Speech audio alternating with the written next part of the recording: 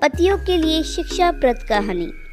एक दिन जब पति घर आया तो उसने देखा कि घर बहुत गंदा हुआ है।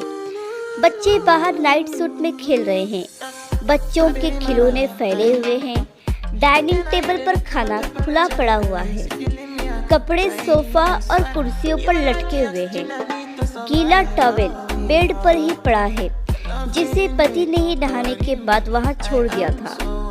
अखबार भी सोफे पर यूं ही फैला हुआ है।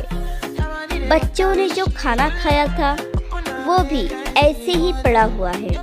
बिस्तर भी सेट नहीं किया हुआ था। रसोई घर में गया तो गंदे बर्तनों से सिंक भरा हुआ था। रात का खाना भी तैयार नहीं था, कुर्सियां भी सेट नहीं थी और बाथरूम तो बहुत ही गंदा था।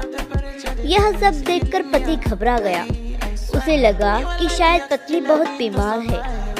जब वो पत्नी के पास गया तो देखा कि पत्नी आराम से बैठकर किताब पढ़ रही है। यह देखकर पति को बहुत गुस्सा आया। पति गुस्से में चिल्लाया, घर इतना गंदा पड़ा हुआ है और तुम यहाँ आराम से बैठकर किताब पढ़ रही हो। पति को देखकर पत्नी मुस्कुराई और कहने लगी, आ गए आप, कैसा रहा आज का दिन। पति का गुस्सा और बढ़ गया। कहने लगा, मेरी छोड़ो, यह बताओ घर का ये क्या हाल बना रखा है।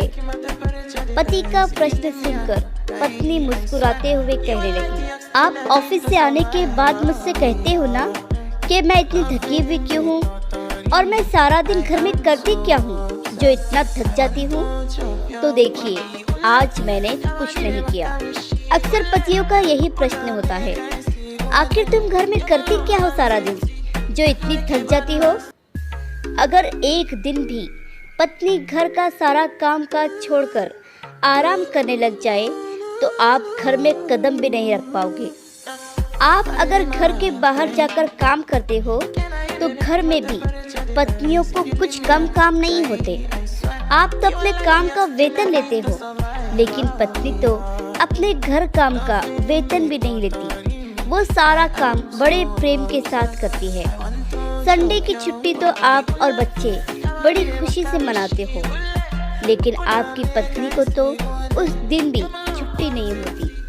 फिर भी पता नहीं क्यों पतियों के मन में ये प्रश्न आता है कि पत्नी आखिर घर में करती क्या है सारा दिन। इसलिए पत्नी के कामों की भी इज्जत करें, पत्नी को भी आदर सम्मान दें। आशा करती हूँ ये कहानी आपको पसंद आई होगी।